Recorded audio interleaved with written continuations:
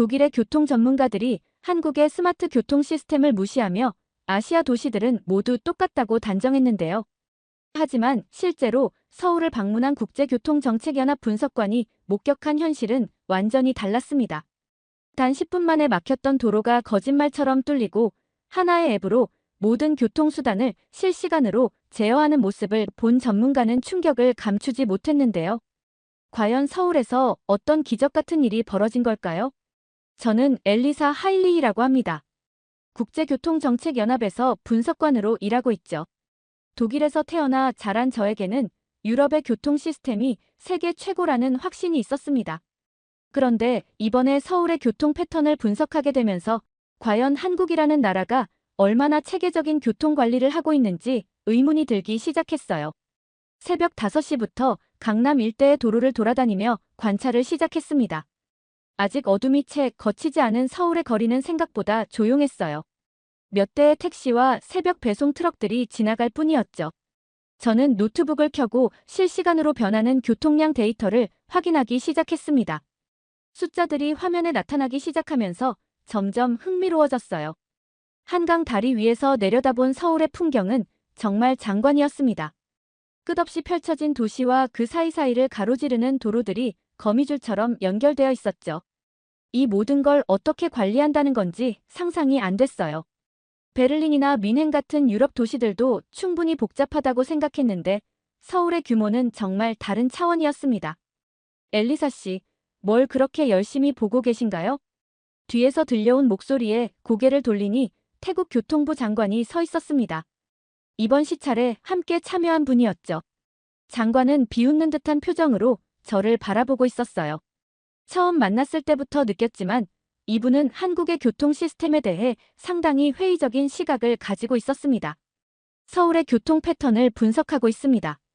곧 출근 시간이 되면 어떤 변화가 일어날지 궁금해서요. 저는 노트북 화면을 가리키며 설명했습니다. 실시간으로 업데이트되는 교통량 그래프와 속도 변화 차트들이 복잡하게 얽혀 있었어요. 독일에서 익숙했던 분석 방식으로 데이터를 정리하고 있었는데 한국의 데이터는 생각보다 정교했습니다. 서울은 차만 많아요. 스마트니 뭐니 하는 것들이 다 소용없습니다. 결국 막히는 건 똑같거든요. 장관의 말에는 확신이 담겨 있었습니다. 태국 방콕의 교통체증을 경험해본 사람으로서 어떤 도시든 출근 시간의 혼잡은 피할 수 없다는 생각이었겠죠. 저 역시 어느 정도 동감하는 부분이 있었어요. 아무리 첨단 기술이 발달했다고 해도 물리적인 한계는 분명히 존재하니까요. 방콕에서는 어떤가요? 제가 물어보니 장관의 표정이 어두워졌습니다. 1시간 거리를 3시간 걸려서 가는 게 일상이에요. 신호등도 제대로 작동 안 하고 교통정보도 정확하지 않죠. 그래서 이번에 한국 시스템을 보러 왔지만 솔직히 기대는 안 해요. 시간이 흘러 6시가 되자 도로 위의 차량들이 조금씩 늘어나기 시작했습니다. 7시가 되니 확실히 교통량이 증가하는 게 눈에 보였어요. 저는 스마트폰으로 실시간 교통정보를 확인하며 상황을 지켜봤죠. 화면 속 지도에는 노란색과 주황색 선들이 나타나기 시작했습니다. 흥미로운 건 서울 시민들의 반응이었어요. 독일에서 교통체증이 시작되면 사람들이 초조해하거나 짜증을 내는 모습을 자주 봤거든요. 하지만 여기 사람들은 생각보다 차분했습니다. 대부분 스마트폰을 보며 뭔가를 확인하고 있었죠. 빅데이터가 있다고는 하지만 이렇게 거대한 도시를 과연 어떻게 관리할 수 있을까요? 혼잣말처럼 중얼거렸는데 태국 장관이 듣고는 고개를 끄덕였습니다. 그렇죠. 결국 한계가 있는 거예요. 도로는 한정되어 있고 차는 계속 늘어나는데 아무리 스마트한 시스템이 있어도 기본적인 물리 법칙은 바꿀 수 없거든요. 저는 노트북 화면을 보며 생각에 잠겼습니다. 유럽에서 보던 교통관리 시스템들도 결국 한계가 분명했어요. 베를린이나 뮌헨 같은 도시들도 출근 시간에는 어김없이 정체가 발생했죠. 서울이라고 다를 게 있을까 싶었습니다. 그런데 점점 이상한 기분이 들기 시작했어요. 분명히 차량은 계속 늘어나고 있는데 예상했던 것만큼 극심한 정체는 보이지 않았거든요. 물론 속도는 느려졌지만 완전히 멈춰서는 상황은 아니었습니다. 7시 30분이 되자 상황이 달라지기 시작했습니다. 강남 진입로에 차량들이 몰려들면서 도로 위의 밀도가 급격히 높아졌어요. 저는 손목시계를 보며 긴장감을 느꼈습니다. 드디어 본격적인 출근 시간이 시작된 거죠. 자, 이제 시작이군요. 태국 장관이 만족스러운 표정으로 말했습니다. 곧 보시게 될 겁니다. 아무리 스마트하다고 해도 결국 다른 도시와 똑같다는 걸요. 저 역시 어느 정도 예상하고 있었어요. 베를린에서 매일 겪던 출근길 정체를 생각하면 서울도 크게 다르지 않을 거라는 생각이 들었거든요. 더군다나 인구 밀도를 고려하면 오히려 더 심할 수도 있겠다는 우려도 있었습니다. 노트북 화면의 그래프가 급격히 변하기 시작했어요. 평균 속도가 떨어지고 교통량 지수가 치솟았습니다. 예상했던 패턴이었죠. 저는 마음속으로 역시라고 생각하며 데이터를 기록했습니다. 강남대로를 따라 차량들이 줄지어 서기 시작했어요. 신호등 앞에서 기다리는 시간도 길어졌고 차선 변경도 쉽지 않아 보였습니다. 택시 기사들은 경적을 울려댔고 버스는 정류장에서 승객을 태우느라 더욱 느려졌죠. 역시 다른 도시와 똑같아 보이는데요. 저는 반쯤 체념한 목소리로 말했습니다. 정말 그랬어요. 아무리 한국의 기술력이 뛰어나다고 해도 물리적인 한계는 어쩔 수 없는 것 같았습니다. 도로의 폭은 정해져 있고 그 안에 수많은 차량들이 몰려들면 결국 정체가 발생할 수밖에 없는 거잖아요. 태국 장관은 득의양양한 표정을 지었습니다. 봤죠? 저도 처음에는 기대했어요. 한국의 스마트 교통 시스템이라는 게 뭔가 특별할 줄 알았는데 결국 이 정도네요. 저는 스마트폰으로 내비게이션 앱을 켜봤습니다. 화면에는 빨간색 선들이 가득했어요. 정체를 나타내는 색깔이었죠. 예상 소요 시간도 평소보다 2배 이상 늘어나 있었습니다. 이 정도면 독일과 별반 다르지 않네요. 저는 실망스러운 마음으로 중얼거렸습니다. 그런데 이상한 건 주변 사람들의 반응이었어요. 분명히 교통이 막히고 있는데도 사람들이 그렇게 초조해하거나 화를 내는 모습은 보이지 않았거든요. 오히려 스마트폰을 보며 뭔가를 확인하고 있었습니다. 한 중년 남성이 지하철 입구 쪽으로 걸어가는 모습이 보였어요. 아마 차로 가기보다는 지하철이 더 빠르다고 판단한 것 같았습니다. 또 다른 사람은 스마트폰을 보더니 갑자기 방향을 바꿔서 다른 길로 향했죠. 뭔가 이상해요. 저는 혼잣말처럼 중얼거렸습니다. 태국 장관이 고개를 갸우뚱했어요. 뭐가 이상하다는 거죠? 사람들 반응이요. 분명히 교통이 막히고 있는데 그렇게 당황하거나 화내는 사람이 없어 보여요. 마치 이미 알고 있었던 것처럼요. 그냥 체념한 거 아닐까요? 매일 겪다 보니 익숙해진 거겠죠. 장관의 말이 일리는 있었지만 뭔가 다른 느낌이었어요. 체념이라기보다는 오히려 확신에 가까운 표정들이었거든요. 마치 곧 상황이 나아질 거라는 걸 알고 있는 것처럼 보였습니다. 저는 노트북으로 실시간 교통 데이터를 더 자세히 분석해봤어요. 확실히 교통량은 최고조에 달했고 평균 속도도 현저히 떨어진 상태였습니다. 그런데 패턴을 보니 뭔가 규칙적인 움직임이 있는 것 같았어요. 일반적인 교통 정체와는 조금 다른 양상이었습니다. 보통은 한 곳에서 막히면 그 영향이 점점 확산되면서 광범위한 정체를 만들어내거든요. 하지만 서울의 패턴은 마치 어떤 의도를 가지고 조절되고 있는 것처럼 보였어요. 오전 8시 정각, 뭔가 변화가 시작됐습니다. 처음에는 눈치채지 못했어요. 하지만 몇 분 지나지 않아 확실히 느낄 수 있었죠. 신호등의 패턴이 바뀌기 시작한 겁니다. 저는 처음에는 우연이라고 생각했어요. 하지만 곧 깨달았습니다. 이건 우연이 아니었어요. 마치 누군가가 위에서 내려다보며 전체적인 교통 흐름을 조절하고 있는 것 같았거든요. 뭔가 달라지고 있는데요? 저는 놀란 목소리로 말했습니다. 태국 장관은 여전히 의심스러운 표정을 지었어요. 달라진다고요? 저는 잘 모르겠는데요. 하지만 저는 확신했습니다. 분명히 뭔가 변하고 있었어요. 신호등의 주기가 실시간으로 조정되고 있었고 그 덕분에 차량들의 흐름이 조금씩 개선되기 시작했거든요. 스마트폰의 내비게이션 앱을 다시 확인해봤더니 놀라운 변화가 일어나고 있었어요. 방금 전까지 빨간색이었던 도로들이 주황색으로 바뀌기 시작했습니다. 그리고 동시에 새로운 우회 경로들이 제한되기 시작했어요. 이거 정말 신기하네요. 저는 감탄하며 화면을 바라봤습니다. 단순히 정해진 경로를 안내하는 게 아니라 실시간으로 변하는 교통 상황에 맞춰서 최적의 경로를 계속 업데이트해주고 있었어요. 더 놀라운 건 이런 변화가 개별적으로 일어나는 게 아니라 전체적으로 조화롭게 이뤄지고 있다는 점이었습니다. 한 대의 차가 우회로로 빠져나가면 그 자리를 다른 차가 자연스럽게 메우면서 전체적인 흐름이 개선되는 거였죠. 마치 정교하게 설계된 시스템처럼 움직이고 있었어요. 이게 바로 인공지능 기반 신호 최적화 시스템인가 보네요. 저는 흥미진진한 마음으로 상황을 지켜봤습니다. 태국 장관은 여전히 회의적이었어요. 그냥 일시적인 현상일 수도 있죠. 조금 더 지켜봐야 알 수 있을 것 같은데요. 하지만 변화는 계속됐습니다. 교통량은 여전히 많았지만 흐름이 점점 부드러워지고 있었어요. 정체가 완전히 사라진 건 아니었지만 적어도 차량들이 조금씩이라도 움직이고 있었거든요. 더 인상적인 건 대중교통과의 연계였어요. 버스 전용 차선의 신호가 우선적으로 처리되면서 버스들이 더 빠르게 운행될 수 있게 됐습니다. 그러자 일부 사람들이 지하철이나 버스로 갈아타기 시작했어요. 스마트폰 앱에서는 실시간으로 대중교통 정보가 업데이트됐습니다. 지하철로 갈아타면 분 빨라집니다라는 메시지가 뜨더라고요. 정확한 시간까지 계산해서 알려주니까 사람들이 합리적인 선택을 할 수 있게 된 거죠. 와, 이건 정말 체계적이네요. 저는 감탄을 금할 수 없었습니다. 개별 차량의 내비게이션뿐만 아니라 전체 교통 시스템이 하나의 유기체처럼 움직이고 있었어요. 신호등, 대중교통, 우회로, 심지어 주차장 정보까지 모든 게 연결되어 있었습니다. 태국 장관도 이제는 관심을 보이기 시작했어요. 정말 이런 식으로 관리하는 건가요?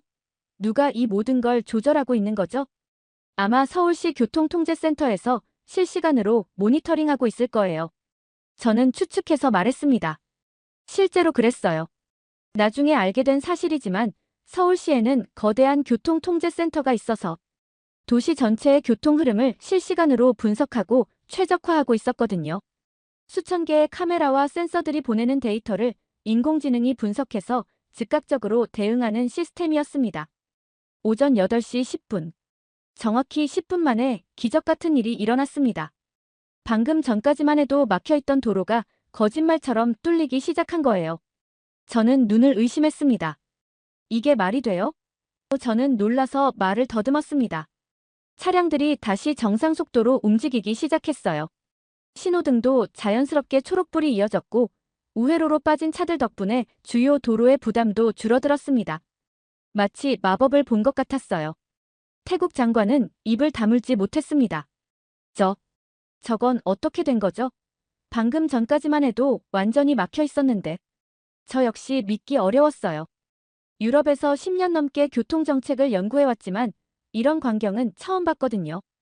베를린에서는 한 번 막히면 최소 30분은 기본이었는데 여기서는 단 10분 만에 상황이 완전히 바뀐 거예요. 이 정도면 정말 마법이에요. 저는 감탄을 금할 수 없었습니다. 스마트폰의 교통정보를 다시 확인해봤더니 더욱 놀라운 사실을 발견했어요. 빨간색이었던 도로들이 대부분 초록색이나 노란색으로 바뀌어 있었거든요.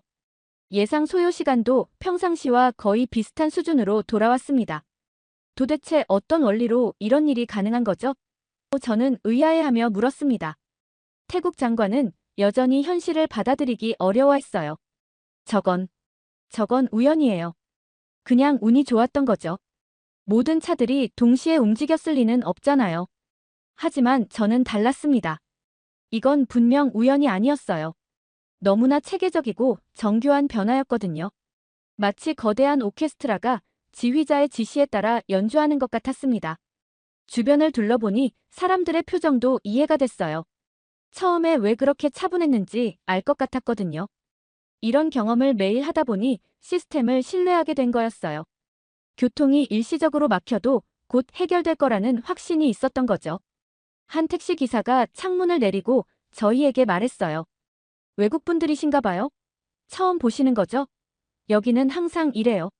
조금만 기다리면 금세 뚫려요. 그 말을 듣고 나니 더욱 놀라웠어요. 이게 일상이라는 거잖아요. 서울 시민들에게는 이런 스마트한 교통관리가 당연한 일상이 된 거였습니다. 정말 대단하네요. 저는 진심으로 감탄했습니다. 노트북으로 데이터를 분석해보니 더욱 흥미로운 패턴이 보였어요. 단순히 신호를 조절한 게 아니라 전체적인 교통 흐름을 최적화한 결과였습니다. 일부 구간의 속도를 조절해서 다른 구간의 정체를 해소하고 대중교통과의 연계를 통해 전체적인 효율을 높인 거였어요. 더 놀라운 건 이 모든 과정이 실시간으로 이루어졌다는 점이었습니다. 미리 정해진 패턴에 따라 움직이는 게 아니라 매 순간 변하는 상황에 맞춰서 즉석에서 최적의 해답을 찾아내고 있었거든요. 태국 장관은 씁쓸한 표정을 지었어요. 이런 시스템이 있다면 우리나라 교통 문제도 해결할 수 있을 텐데. 저는 장관의 심정을 이해할 수 있었어요. 방콕의 교통체증은 정말 심각한 수준이거든요. 하루에 몇 시간씩 차 안에 갇혀 있는 게 일상이라고 했으니까요. 이런 시스템이 있다면 얼마나 삶의 질이 개선될까 하는 생각이 들었을 거예요. 하지만 이런 시스템을 구축하는 데는 엄청난 투자와 기술력이 필요할 것 같은데요. 저는 현실적인 문제를 지적했습니다. 맞았어요. 이런 수준의 스마트 교통 시스템을 만들려면 단순히 기술만 있어서는 안 됩니다. 도시 전체의 인프라를 바꿔야 하고 시민들의 협조도 필요하고 무엇보다 장기적인 비전과 투자가 있어야 가능한 일이었어요. 상황이 안정되자 저는 궁금증이 생겼어요. 서울 시민들이 그렇게 차분할 수 있었던 비결이 뭔지 알고 싶었거든요. 그래서 근처에 있던 한 직장인에게 다가가서 물어봤습니다. 실례지만 교통정보는 어떻게 확인하세요? 그 사람은 친절하게 스마트폰을 보여줬어요. 이 앱 하나면 다 해결돼요. 지하철, 버스, 택시 정보가 다 실시간으로 나와요. 저는 화면을 자세히 봤습니다. 정말 놀라웠어요. 하나의 앱에서 모든 교통수단의 정보를 실시간으로 확인할 수 있었거든요. 지하철 도착 시간, 버스 위치, 택시 대기 시간, 심지어 자전거 대여소 현황까지 모든 게 한눈에 들어왔습니다. 와, 이거 정말 편리하네요. 저는 감탄했습니다. 여기 보세요. 지금 지하철로 가면 분, 버스로 가면 분, 택시로 가면 분 걸린다고 나와요. 비용까지 비교해서 보여주거든요. 정말 대단했어요. 단순히 정보를 제공하는 게 아니라 개인의 상황에 맞는 최적의 선택지를 제안해주고 있었습니다. 시간, 비용, 편의성을 모두 고려해서 말이에요. 그리고 여기 보시면 실시간으로 상황이 업데이트돼요. 지금 지하철에 지연이 생기면 바로 알려주고 대신 버스를 이용하라고 추천해주거든요. 태국 장관도 관심을 보이며 다가왔어요. 정말 신기하네요. 우리나라에는 이런 통합 서비스가 없는데. 저도 마찬가지였어요. 독일에서도 각각의 교통수단마다 별도의 앱을 사용해야 했거든요. 지하철은 지하철 앱, 버스는 버스 앱, 택시는 또 다른 앱. 이렇게 여러 개를 번갈아가며 확인해야 했어요. 이건 교통이 아니라 데이터로 움직이는 도시네요. 저는 진심으로 감탄하며 말했습니다. 정말 그랬어요. 단순히 차량의 이동이 아니라 정보와 데이터가 실시간으로 흘러다니면서 도시 전체가 하나의 거대한 시스템처럼 작동하고 있었거든요. 그 직장인이 더 자세히 설명해줬어요. 여기 보시면 날씨 정보도 연동돼요. 비가 오면 지하철을 추천하고 눈이 오면 대중교통 운행 상황까지 미리 알려줘요. 심지어 행사나 공연 같은 특별한 상황도 고려해요. 올림픽 경기장에서 경기가 있으면 그 주변 교통 상황을 미리 예측해서 우회 경로를 제안해주거든요. 저는 점점 더 놀라게 됐어요. 이건 단순한 교통정보 서비스가 아니라 도시 생활 전반을 지원하는 통합 플랫폼이었거든요. 교통뿐만 아니라 날씨, 행사, 심지어 개인의 일정까지 고려해서 최적의 이동 방법을 제안해주고 있었어요. 개인 맞춤형 서비스도 있어요. 제가 자주 가는 장소들을 등록해 놓으면 매일 아침 최적의 출근 경로를 알려줘요. 평소보다 시간이 더 걸릴 것 같으면 미리 알림을 보내주기도 하고요. 태국 장관은 부러운 표정을 감추지 못했어요. 이런 서비스가 있으면 정말 편할 것 같은데. 우리나라에서는 언제쯤 가능할까요? 기술적으로는 충분히 가능할 거예요. 저는 전문가로서 의견을 말했습니다. 하지만 이런 시스템을 만들려면 여러 기관과 회사들이 협력해야 해요. 지하철 공사, 버스 회사, 택시 회사, 통신사, 심지어 기상청까지 모든 데이터를 공유해야 하거든요. 맞았어요. 기술은 이미 존재했지만 그 기술을 하나로 연결해서 통합 서비스를 만드는 게 어려운 일이었습니다. 각각의 이해관계가 다르고 데이터 보안 문제도 있고 무엇보다 장기적인 비전과 투자가 필요했어요. 한국은 어떻게 이런 시스템을 만들 수 있었을까요? 장관이 궁금해했습니다. 아마 정부 차원에서 강력한 의지를 가지고 추진했을 거예요. 그리고 시민들의 디지털 활용 능력도 높아야 하고요. 저는 한국의 디지털 인프라와 시민들의 스마트폰 활용도를 생각해봤어요. 이런 서비스가 성공하려면 단순히 시스템만 좋아서는 안 됩니다. 실제로 사용하는 사람들이 있어야 하거든요. 호기심을 참을 수 없었던 저는 서울시 교통통제센터를 직접 방문해 보기로 했습니다. 태국 장관도 함께 따라왔어요. 과연 이 모든 기적 같은 일들이 어떻게 이루어지고 있는지 직접 눈으로 확인하고 싶었거든요. 센터에 들어서자마자 압도당했습니다. 거대한 벽면에 설치된 수십 개의 모니터에는 서울 전체의 실시간 교통 상황이 펼쳐져 있었어요. 마치 우주선의 조종실 같은 느낌이었습니다. 와, 정말 대단하네요. 태국 장관도 입을 다물지 못했어요. 수십 명의 전문가들이 각자의 자리에서 모니터를 바라보며 일하고 있었습니다. 어떤 사람은 신호등 제어를 담당하고 어떤 사람은 대중교통 운행 상황을 모니터링하고 있었어요. 모든 게 실시간으로 이루어지고 있었습니다. 센터장이 저희를 맞아줬어요. 중년의 남성으로 이 분야에서 오랫동안 일해온 베테랑 같아 보였습니다. 안녕하세요. 저는 이 센터의 팀장을 맡고 있는 김민수입니다. 김민수 팀장은 말보다는 실제 시스템을 보여주는 걸 선호하는 것 같았어요. 저희를 중앙 제어실로 안내하며 설명을 시작했습니다. 교통은 단순한 규제가 아닙니다. 흐름이에요. 저희는 그 흐름을 데이터로 관리합니다. 정말 인상적인 말이었어요. 교통을 통제한다는 기존의 관점과 완전히 달랐거든요. 물의 흐름처럼 자연스럽게 유도한다는 개념이었습니다. 여기 보시면 도시 전체의 교통 흐름이 실시간으로 표시됩니다. 팀장이 거대한 스크린을 가리켰어요. 화면에는 서울의 모든 도로가 색깔별로 표시되어 있었습니다. 초록색은 원활, 노란색은 보통, 빨간색은 정체를 의미했어요. 그런데 신기한 건 이 색깔들이 계속 변하고 있었다는 점이었습니다. 실시간으로 변하네요. 제가 물으니 팀장이 고개를 끄덕였어요. 네, 도시 곳곳에 설치된 1000개가 넘는 카메라와 센서들이 데이터를 보내오거든요. 차량의 속도, 밀도, 심지어 보행자 수까지 모든 게 실시간으로 파악됩니다. 그 데이터를 어떻게 처리하시는 거죠? 태국 장관이 궁금해했어요. 인공지능이 분석합니다. 사람이 할 수 없는 속도로 모든 데이터를 종합해서 최적의 해결책을 찾아내죠. 팀장은 컴퓨터 화면을 보여줬어요. 복잡한 그래프와 숫자들이 실시간으로 변하고 있었습니다. 예를 들어 강남역 주변의 정체가 예상되면 미리 신호를 조절해서 차량들을 다른 경로로 유도합니다. 동시에 지하철과 버스 운행도 조정해서 대중교통 이용을 늘리고요. 정말 놀라웠어요. 단순히 문제가 생긴 후에 대응하는 게 아니라 미리 예측해서 예방하는 시스템이었거든요. 얼마나 미리 예측할 수 있나요? 제가 물었습니다. 상황에 따라 다르지만 보통 15분에서 30분 정도 앞서 예측 가능합니다. 큰 행사나 특별한 상황은 며칠 전부터 준비하기도 하고요. 태국 장관은 감탄을 금치 못했어요. 이런 시스템을 구축하는데 얼마나 걸렸나요? 완전히 구축하는 데는 거의 10년이 걸렸습니다. 하지만 단계적으로 발전시켜온 거라서 처음부터 완벽하지는 않았어요. 팀장의 설명을 들으니 더욱 대단하다는 생각이 들었어요.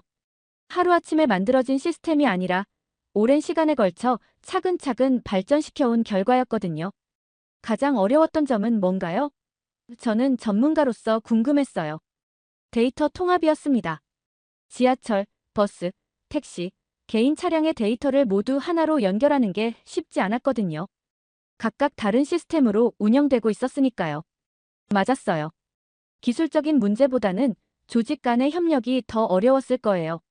서로 다른 이해관계를 가진 기관들이 데이터를 공유한다는 건 쉬운 일이 아니거든요. 시민들의 반응은 어떤가요? 태국 장관이 물었어요. 처음에는 의심하는 사람들이 많았어요.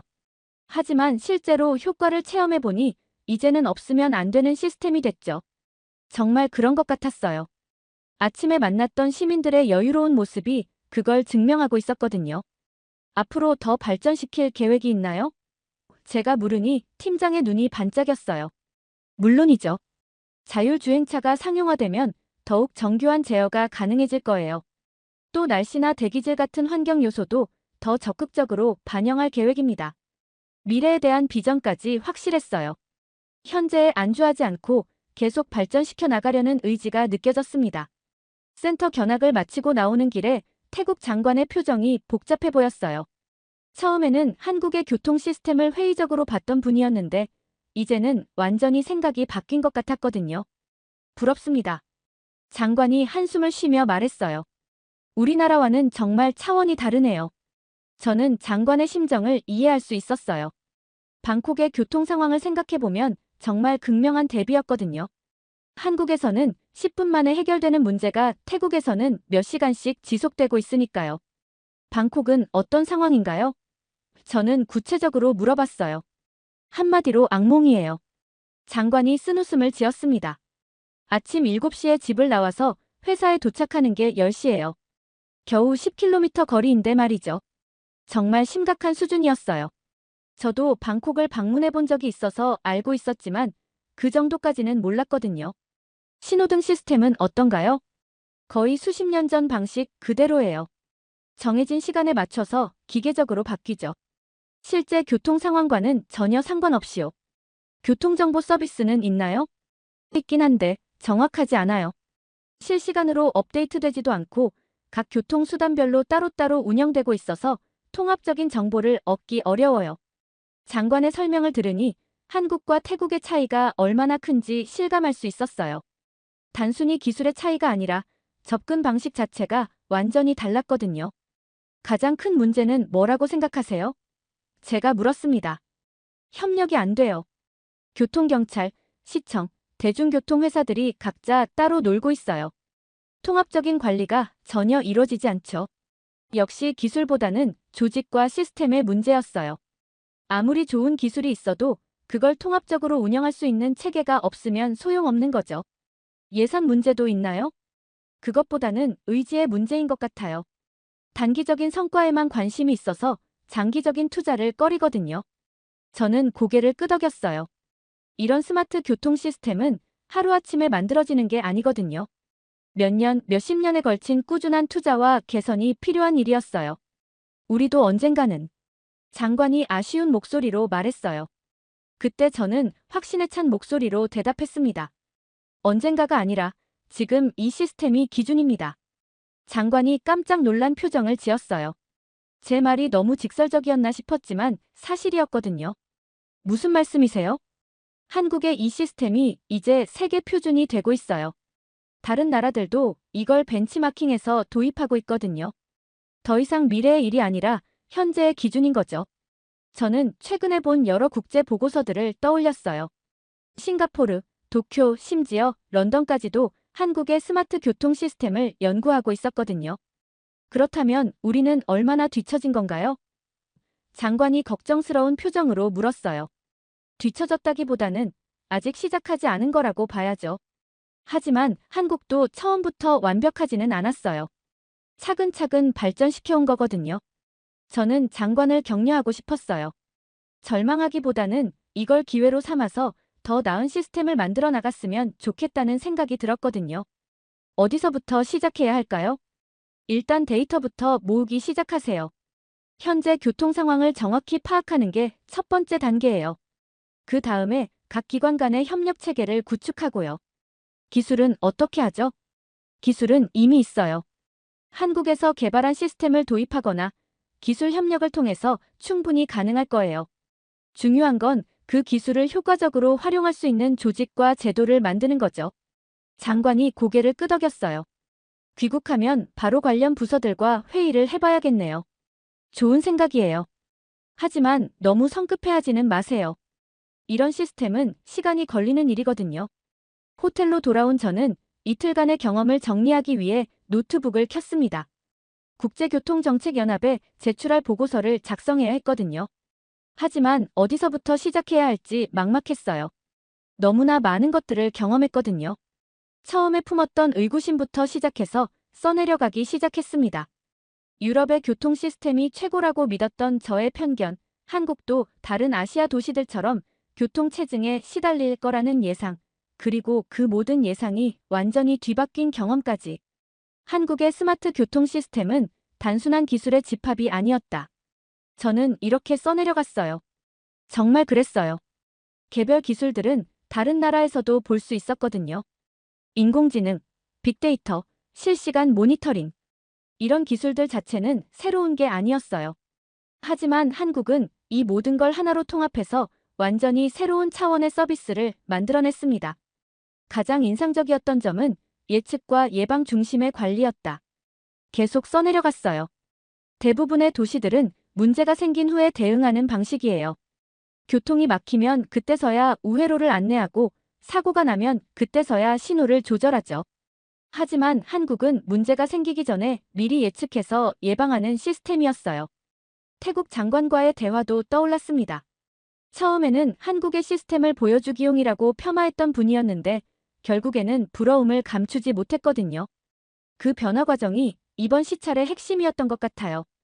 교통통제센터의 김민수 팀장이 했던 말이 가장 인상적이었다. 저는 그때의 대화를 다시 떠올렸어요. 교통은 단순한 규제가 아니라 흐름이다. 정말 철학적인 접근이었어요. 차량들을 통제하려고 하는 게 아니라 자연스러운 흐름을 만들어주는 것. 물이 흘러가는 것처럼 자연스럽게 움직일 수 있도록 환경을 조성해주는 것. 보고서를 쓰면서 깨달은 게 또 있었어요. 기술만으로는 이런 시스템이 불가능하다는 점이었어요. 시민들의 협조와 참여가 있어야 했거든요. 한국 시민들이 스마트폰 앱을 적극적으로 활용하고 시스템이 제안하는 경로를 신뢰하고 따라가는 문화가 있었기 때문에 가능한 일이었어요. 이는 단순한 교통관리 시스템을 넘어서 사회 전체의 디지털 전환을 보여주는 사례였다. 저는 좀 더 큰 관점에서 평가했어요. 한국의 스마트 교통 시스템은 교통 문제만을 해결하는 게 아니었어요. 시민들의 삶의 질을 전반적으로 향상시키고 도시 전체의 효율성을 높이는 종합적인 솔루션이었거든요. 마지막 문장을 쓸 때는 한참을 고민했어요. 이번 경험을 어떻게 정리할까 하면서 말이에요. 그러다가 문득 떠오른 문장이 있었어요. 한국은 도로를 통제하지 않았다. 단지 흐름을 읽고 미래를 준비했다. 이 문장이 이번 시찰의 핵심을 가장 잘 표현하는 것 같았어요. 과거의 방식처럼 강압적으로 통제하려고 하지 않고 대신 데이터를 통해 상황을 정확히 파악하고 미래를 예측해서 대비하는 방식. 그게 바로 한국 스마트 교통 시스템의 본질이었어요. 보고서를 다 쓰고 나니 뿌듯한 마음이 들었습니다. 이번 경험을 통해서 제 자신의 시각도 많이 넓어진 것 같았어요. 유럽 중심적인 사고에서 벗어나서 전 세계적인 관점에서 교통 정책을 바라볼 수 있게 됐거든요. 내일 독일로 돌아가면 동료들에게 이 놀라운 경험을 공유해야겠다는 생각이 들었어요. 그리고 언젠가는 유럽에서도 이런 수준의 스마트 교통 시스템을 구축할 수 있기를 바라면서 저도 그 일에 기여하고 싶다는 다짐을 했습니다. 창밖으로 보이는 서울의 야경이 유난히 아름답게 느껴졌어요. 수많은 불빛들이 질서정연하게 움직이는 모습이 마치 거대한 교향곡 같았습니다. 그 모든 움직임 뒤에는 정교한 시스템과 데이터가 있다는 걸 이제 알게 됐거든요. 한국에서의 마지막 밤, 저는 정말 많은 것을 배웠다는 생각을 하며 잠자리에 들었습니다. 지금까지의 사연, 어떻게 들으셨나요? 재밌게 들으셨다면 댓글로 남겨주세요. 추첨을 통해 커피 쿠폰들 보내드립니다. 다음에 더 재밌는 사연으로 돌아올게요. 감사합니다.